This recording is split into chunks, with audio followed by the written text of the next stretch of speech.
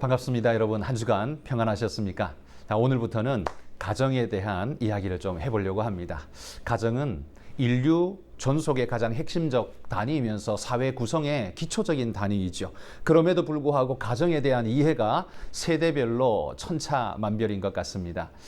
그러기에 가정에 대해서 우리가 안다고 할 때 그건 결국 토막 지식, 과정 중의 지식에 지나지 않는 것 같습니다. 10대가 이해하는 가정과 60대가 이해하는 가정에는 그 개념의 차이가 하늘과 땅 차이인 것 같습니다.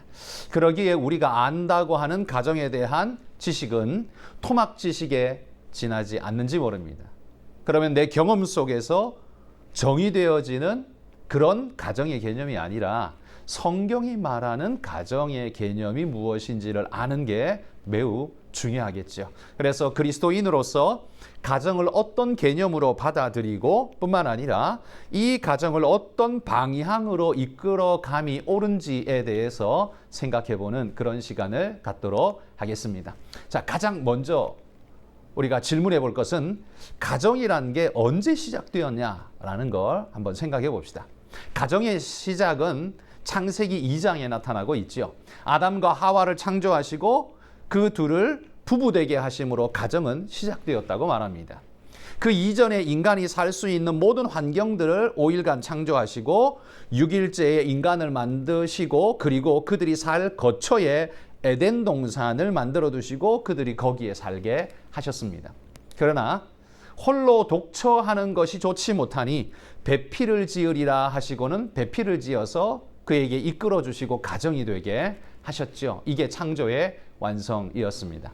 그러니까 창조의 완성은 아담을 지으심으로 완성된 것이라기보다는 아담과 하와를 지으시고 가정을 이루게 하심으로써 진정한 완성을 보셨다. 이렇게 말하는 게 아마 옳을 겁니다. 이게 가정을 통해 인류 역사가 진행되고 또 그들을 통해서 하나님의 뜻이 이루어지기를 기대하셨던 것 같다는 말이죠. 자, 그렇다면 이 가정이란 것이 하나님의 우주 역사에 있어서 얼마나 중요한 것인가를 우리가 새삼 깨달을 수 있죠. 창조의 완성을 이룬 것이니까요. 가정은 그저 살아가는 데 필요한 하나의 요소가 아니라는 겁니다. 하나님의 창조의 완성이 되고 인류 역사를 통해 이끌어 가시는 하나님 역사의 핵심적 도구가 바로 가정이라는 거죠. 가정이란 필요에 의해서 만들어졌다가 실증이 나면 금방 헤어지고 하는 그런 단순한 집합체가 아닙니다. 현대인에게 있어서 결혼이라는 개념이 자신의 필요에 의한 선택, 그 선택의 하나라고 생각하지만 하나님은 그의 인생과 인류 역사를 이끌어 가시는 매우 중요한 배가 되게 하셨던 겁니다. 침몰되지 않고 건강하게 그들의 생활을 유지하고 지켜낼 수 있는 건강한 배. 의미가 남다르다는 거죠. 하나님께서 최초에 만드신 인간 조직은 두 가지가 있습니다. 바로 그건 가정과 교회이죠. 아담과 하와가 하나의 가정을 이루게 하셨고 또 그 두 사람이 한 교회의 멤버가 되게 하신 것입니다. 하나님을 예배하는 교회이면서 하나님을 모신 가정이 되게 하신 겁니다. 그러므로 교회와 가정은 둘이 아니라 존재론적으로 하나의 특성을 가지고 있다. 이게 성경이 가르치는 겁니다. 그러므로 가장 좋은 교회는 가정 같은 교회이고요. 가장 건강한 가정은 교회 같은 가정이라는 말입니다. 여러분의 가정은 어떻습니까? 하나님을 모시고 아버지로 모시고 말씀이 가운데고 찬양이 노래되는 그런 아름다운 가정이십니까? 우리 교회는 조직초로서의 교회가 아니라 가정 같은 개념을 가진 교회가 맞습니까? 우리 성도들이 교회를 생각할 때 법정에서 다툴 때 생각하는 그런 조직적 개념의 교회가 아니라 가정 같은 교회여야 한다는 사실을 꼭 기억하시면 좋겠습니다. 여당과 야당이 있는 교회가 아니라 그래서 장로는 야당이 돼야 된다. 이런 개념 절대 옳지 않습니다. 그게 아니라 교회는요. 아버지와 어머니가 한 마음으로 가족을 생각하는 바로 그런 공동체여야 합니다. 성경적 교회관이 미약해지니까 세상에서 강조하는 조직체로서의 교회관이 성도들의 생각을 사로잡게 되고 그들의 마음속 깊이 뿌리박아서 행동의 원천이 되게 해버리는 겁니다. 오늘은 가정에 관한 시간이니만큼 다시 가정의 주제로 돌아가 봅시다. 오늘은 가정의 성경적 의미를 살펴봅니다. 성경이 말하는 가정의 참된 의미가 무엇인가? 크게 세 가지로 살펴보겠습니다. 그 첫 번째, 가정의 성경적 의미 첫 번째는요, 가정이란 남편과 아내가 만든 것이 아니라 하나님이 만드셨다는 사실. 가정은 하나님이 세우셨다라는 사실입니다. 가정은 하나님의 아이디어라는 말이죠.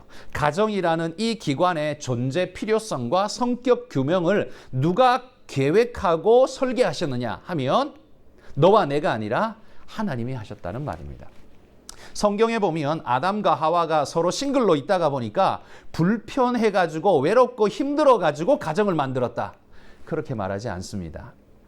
하나님께서 아담이 혼자 있는 것을 이게 좋은 것이 아니라는 걸 아시기에 아담을 깊이 잠들게 하셔서 갈빗대를 취하여서 여자를 만드시고 아담에게 곧장 이끌어 신부가 되게 하셨습니다.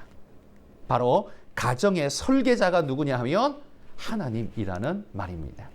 하나님께서 가정을 설계하셨다는 사실이 여러분 어떤 의미라고 생각하십니까? 몇 가지 의미가 있는데요. 그 첫 번째, 가정의 존재 이유는 하나님께서 가정을 만드셨다면 가정의 존재 이유는 파생적이 아니라 천부적이라는 말입니다. 어떤 필요에 의해서 파생적으로 나타난 게 아니라 하나님이 만드신 천부적, 본래적 의미를 가지고 있다는 말이죠. 여러분, 만약에 가정이란 게 필요에 의해서만 만들어졌다면, 가정의 이유가 필요라면 그 가정은 유용성이 다하는 순간 언제든지 폐기 가능해질 것입니다. 왜냐하면 필요에 의한 것이니까요. 필요가 없어지면 가정도 필요 없는 거니까요. 그런데 그렇게 해체되면 아무런 영향이 없습니까? 아니죠. 우리가 아는 것처럼 부부야 헤어지면 끝이다 이렇게 말할 수 있을지 모르지만 사실 그게 끝이 아니지만요. 부부는 그럴 수 있을지 몰라도 자녀는 어떻습니까? 자녀는 그 때문에 발생하는 심각한 정신적 고통을 평생토록 안고 살아가야 합니다. 자녀들은 가정이라는 게 본질적으로 필요에 의해서 조합된 게 아니라 태어날 때부터 이미 구성되어 있는 천부적, 깰 수 없는 조직이라는 걸, 공동체라는 걸 자녀는 그냥 온 몸으로 인식하고 알고 태어납니다. 그렇게 살아왔어요. 그런데 부모의 이런 이혼이라는 행동을 통해서 자기 존재의 이유와 근거를 잃어버리고 자기 가치를 상실하게 되는 고통을 겪게 될 수밖에 없다는 겁니다. 바로 이런 환경 때문에 탈선이라는 게 자녀들에게 주어지게 되는 겁니다. 물론 이 이혼의 환경이라고 해서 모든 애들이 다 탈선한다 이렇게 말할 수는 없습니다만, 그러나 그 가능성을 매우 높인다는 건 부인할 수 없는 사실이라는 말이죠.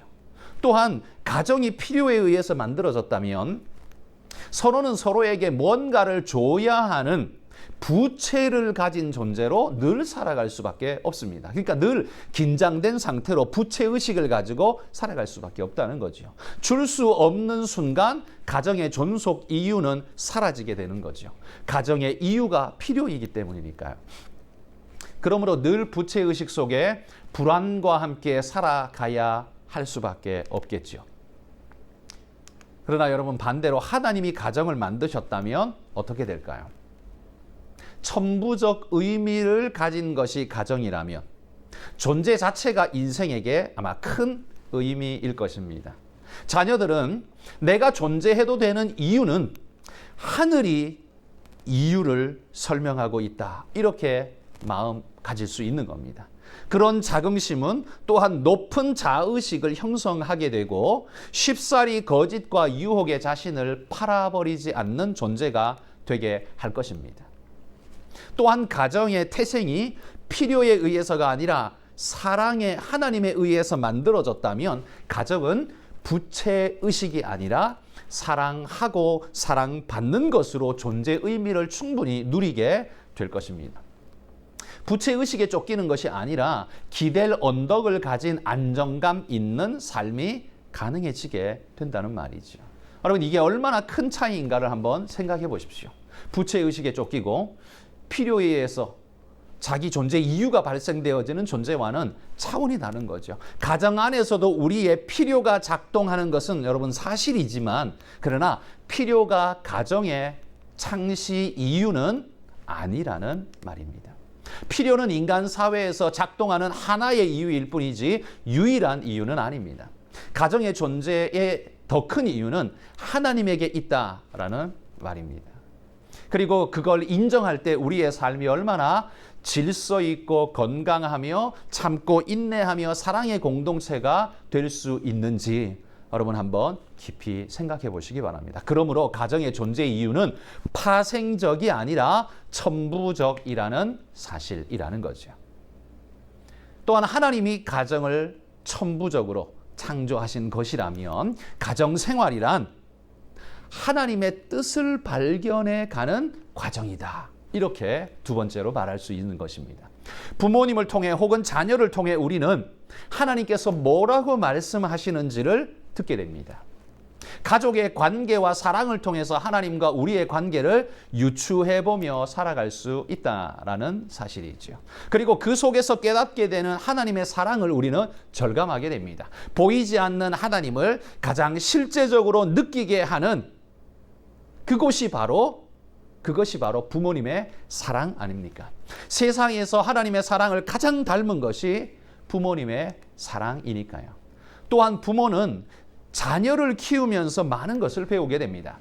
참고 인내하며 기다려주고 용납하면서 자신이 얼마나 철부지 어리석은 존재였는가를 깨닫기도 하고 하나님이 얼마나 나를 기다려주고 사랑해 주셨는가를 깨닫기도 합니다. 그리고 내가 어떻게 행동해야 옳겠는가 판단을 하게 되는 거죠.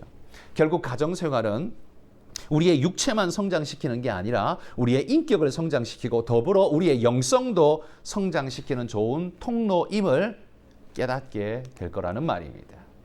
또한 우리의 가정이 파생적으로 만들어진 게 아니라 하나님에 의해 천부적으로 만들어졌다면 가정생활은 사명이기도 합니다. 교회 같은 가정이 되게 하셨기에 우리는 하나님의 영광을 우리 가정을 통해서 성취시키고 우리 가정에서 찬양과 경배가 넘쳐나게 하며 그분의 사랑과 정의를 실현하는 통로로 만들어갈 사명이 있습니다. 왜냐하면 다스리라 라는 명령을 주셨기 때문입니다. 아담에게 에덴 동산이 있었다면 우리에게는 바로 내 가정이 있습니다. 다스리고 경작하고 돌봐야 하는 하늘 기업 가정이 우리에게 있다는 거지요. 그러므로 가정은 여러분 그냥 널브러지는 곳이 아닙니다. 진정한 사랑이 있고 위로가 있고 용납이 있기에 진정한 안식을 누리지만 더불어서 그곳을 통해 하나님의 영광을 나타내라는 사명을 함께 부여받은 곳이기에 우리는 가정을 통해서 어떤 에덴 동산을 만들어 갈지를 여러분 생각하셔야 한다는 겁니다. 아담이 버리고 떠난 버려진 에덴 동산이 아니라 모두가 누리고 행복해야 할 그런 아름다운 에덴 동산을 우리는 만들어야 한다는 거죠. 조상은 실패했지만 우리는 말씀 안에서 성공해야 한다는 겁니다. 여러분 가정이 이러하다면 이 가정을 해체하고 떠나게 되는 이혼은 무엇일까요? 이혼에 대해서도 우리가 개념을 가져야겠죠. 이 모든 가정에 대한 기능을 부정하는 것이 이혼이 될 수밖에 없을 겁니다. 의미상. 제가 될 수 있다라는 가능성으로 표현한 건 만약 그걸 절대성으로 표현해 버린다면 이혼은 절대 불가능하다. 이혼하면 사형, 교회에서 당연히 축출. 여러분 이렇게 한다면 그럼 그게 현실적으로 가능하며 우리에게 옳다라고 말할 수 있을까요? 저는 그렇지는 않을 거라고 생각합니다.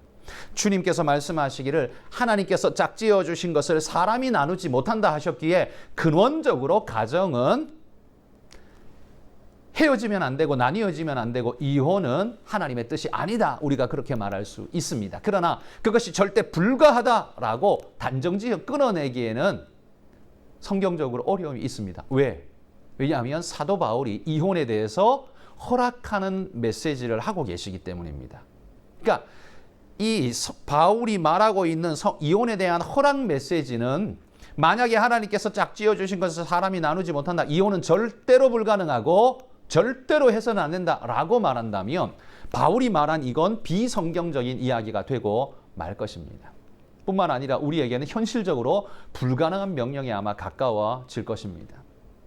그러기에 여러분, 하나님이 그렇게 말씀하신 것은 우리의 원론적인 큰 하나님의 분명한 뜻입니다. 그러나 현실적으로는 죄성의 시대 속에 살아가는 우리에게 현실적으로는 우리의 약함을 아시기 때문에 이 이혼을 허용하시기는 합니다. 원론적으로는 하나님이 기뻐하는 뜻이 아니라는 거예요. 그러므로 그리스도인이 쉽게 이혼하려고 하는 건 결코 하나님이 기뻐하는 일이 될 수 없다는 말입니다. 그러나 이혼이 절대 불가하냐라고 말한다면 그렇게 말할 수는 없다라는 말입니다.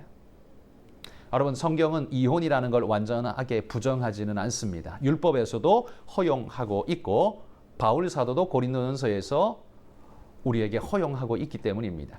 죄성을 가진 연약한 인간사에서 일어날 수 있는 일로 성경은 인정한다는 거지요. 그러나 그게 옳다라는 말은 절대 아닙니다. 연약함 때문에 발생할 수 있는 일이기 때문에 허용하고 있는 것일 뿐이다라는 사실을 기억하셔야 합니다. 그러므로 그리스도인은 절대 이혼은 안 된다라고 말할 수는 없습니다.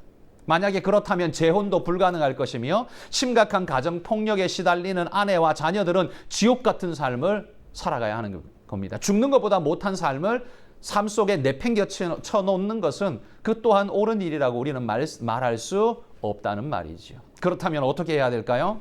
저는 이렇게 말씀드리고 싶습니다.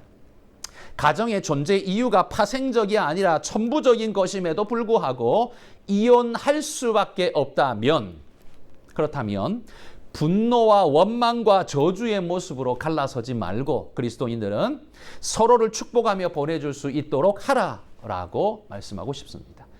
하나님의 온전한 뜻이 이혼에 있지 않고 결혼에 있는데, 가정에 있는데 그럼에도 불구하고 이혼에 이를 수밖에 없다라고 말한다면 그 마지막 순간도 아름다움으로 가져가도록 노력하라라는 겁니다.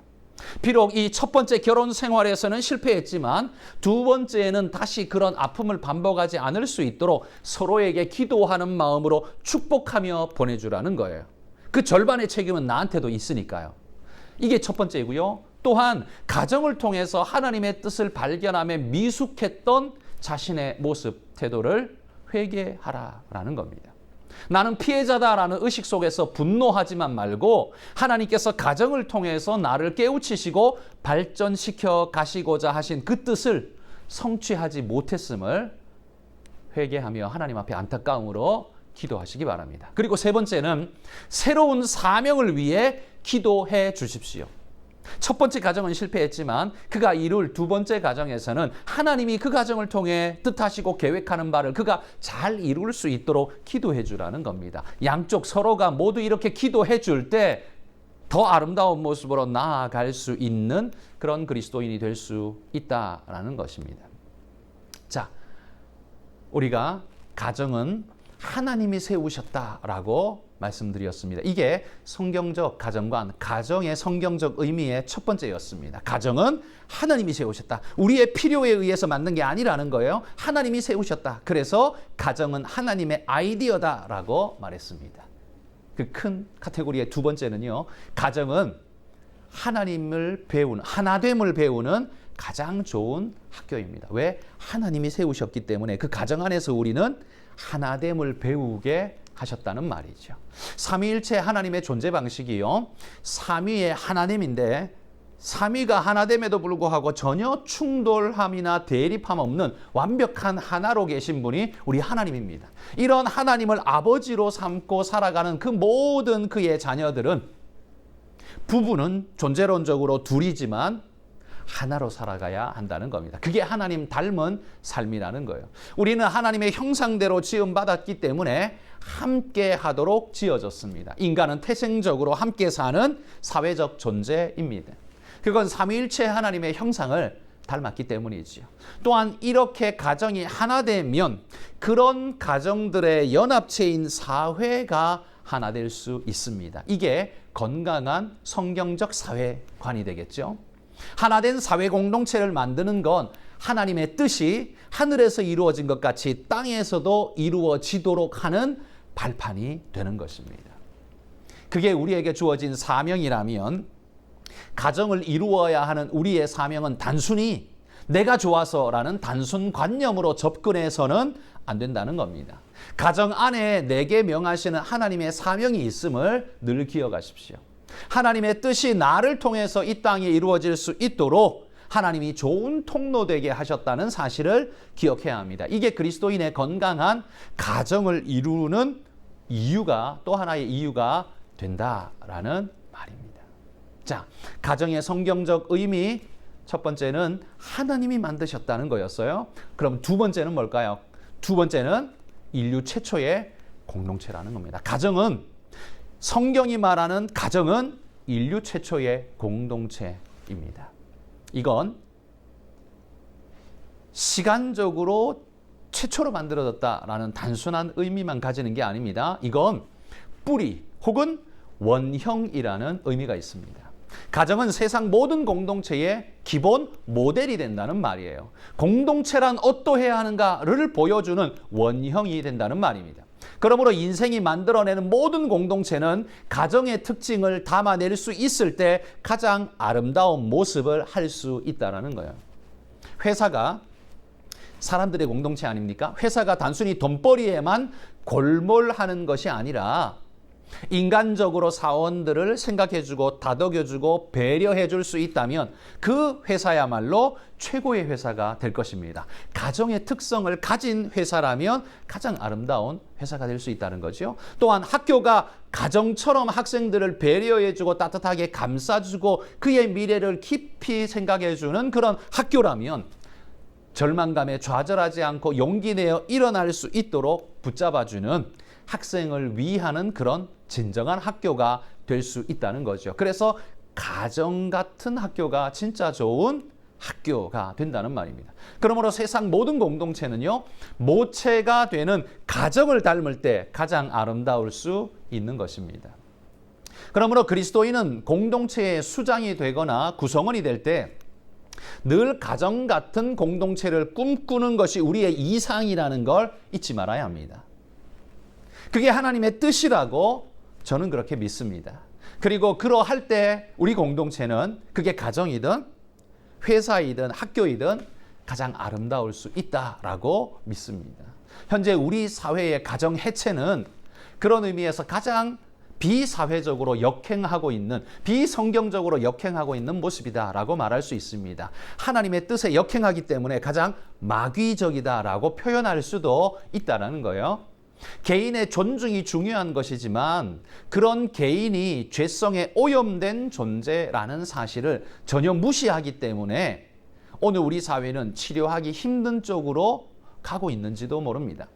마치 개인의 선택은 완전 무결한 것처럼 생각하게 오늘 우리 사회가 만들죠. 세상이 강조하는 네가 생각하는 것이 곧 진리야. 여러분, 이게 인간이 듣기에는 굉장히 좋은 말이고 정말 프라이드를 갖게 하는 말인데 사실 이게 인간의 존재 본질이 죄성에 오염된 존재라는 걸 전제하지 않는 말이기 때문에 그의 선택이 모두 옳다, 진리다. 그럼 이게 사실입니까? 경험적으로 맞는 말입니까? 그렇지 않죠. 우리는 사람이 죄와 악을 늘 생각하고 연구하고 있다는 걸 우리는 경험적으로 알고 있습니다. 그래서 인간이 하는 모든 것이 진리다 이렇게 단순 표현하기는 어렵습니다. 하나님 말씀하신 진리와 기준이 있고 거기에 부합하도록 가까이 나아갈 때 인간은 건강한 삶과 사회를 만들 수 있다. 그래서 진리가 있다라는 사실을 성경은 분명하게 우리에게 말해주고 있다는 거예요. 네가 생각하는 것이 진리다. 이 개념은 마치 에덴 동산에서 하와를 속이던 뱀, 네가 하나님처럼 될 거야 라고 말하던 그 마귀의 술책과도 너무 닮았다는 거죠.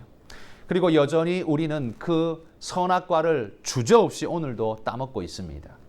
가정을 닮아가는 사회가 되는 게 아니라 사회 해체로 나아가는 우리 사회, 결국 그건 사회 해체로 다가갈 수밖에 없습니다. 해체까지는 아니더라도 많은 어려움에 봉착할 수밖에 없겠지요.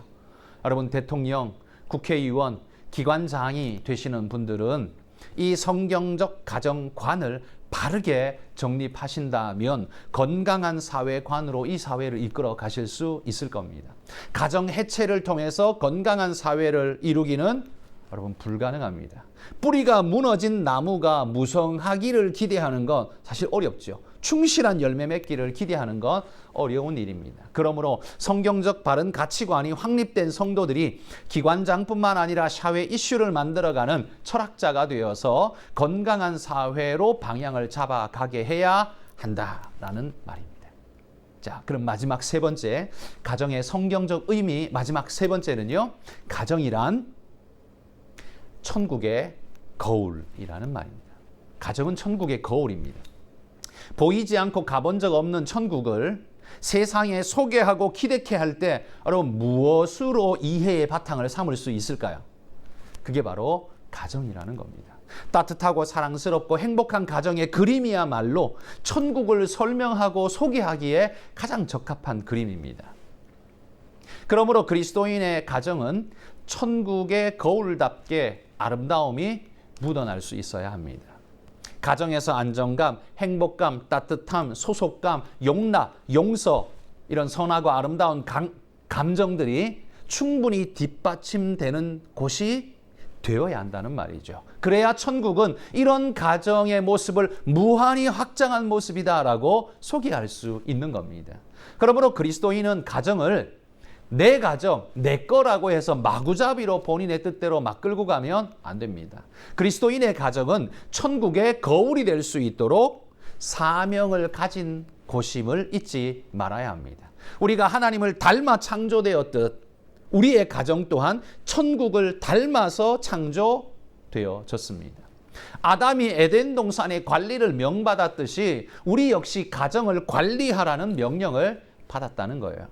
우리 조상 아담의 실패를 반복하지 말아야 합니다. 우리 가정에서는 온전한 승리와 회복이 일어나는 진짜 에덴 동산이 될 수 있도록 여러분 만들어 가시기를 소망합니다. 자, 비유적으로 표현하자면 가정은 달의 역할을 해야 합니다. 달은 태양빛을 받아서 반사하는 게 달의 기능이죠. 그러면 여러분 우리 가정이 달의 역할을 해야 된다면 태양은 뭘까요? 태양은 바로 천국을 말하죠.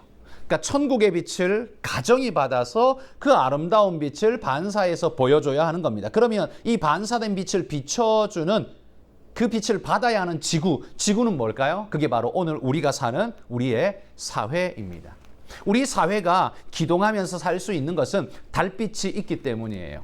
그들이 직접 천국을 맛보지 못하므로 우리 가정이 달이 되어서 그 햇빛을 받아 반사해 줌으로 그 빛이 그 사회를 유지할 수 있도록 만들어주는 기능이 바로 가정이라는 겁니다. 그리스도인의 가정. 그래서 그리스도인들은 천국의 거울이 되어서 그들에게 그 빛을 비춰줌으로 그 아름다움을 비춰줌으로 이 사회가 그 천국을 소망하면서 그 길로 나올 수 있도록 초청하는 그런 기관이, 그런 공동체가 될 수 있어야 한다라는 말입니다. 그리스도인의 가정은 잠만 자고 가는 여관이 아닙니다. 그리스도인의 가정은 즐기고 가는 호텔이 아닙니다. 그리스도인의 가정은 일회용 텐트가 아닙니다. 건강한 가정을 세우는 성도의 마땅한 사명입니다. 빌어먹고 산다는 이 속된 표현처럼요. 이 벌어 먹고 살기 위해 사는 존재, 그게 그리스도인이 아닙니다. 그게 우리가 세워야 할 가정이 아니라는 말이에요.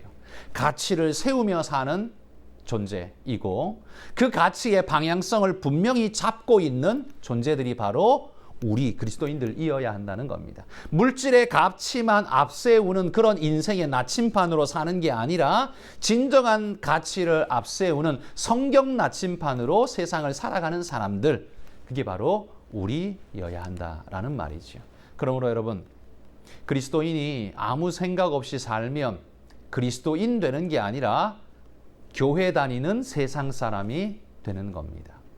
좀 더 정확하게 표현하면 육에 속한 그리스도인, 하나님의 뜻을 온전히 이루지 못하는 그런 속된 그리스도인이 되어버리고 만나는 겁니다. 그런 사람은 하나님의 영광을 제대로 반사하지를 못합니다. 제대로 된 달이 될 수 없다는 말입니다. 자, 오늘 여러분 가정의 성경적 의미를 같이 한번 살펴봤습니다. 가정은 내 필요에 의해서 만들어진 사회기구가 아닙니다. 하나님의 디자인입니다. 그리고 하나님의 설계에는 우리가 알지 못하는 심오한 뜻이 있음을 인정하면서 그분의 뜻을 하나하나 발견해가는 가정 생활이 되시기를 바라고 소망합니다. 건강한 가정, 건강한 교회, 그리고 건강한 사회가 이루어질 수 있기를 소망합니다. 감사합니다. 오늘 강의 여기서 마치겠습니다.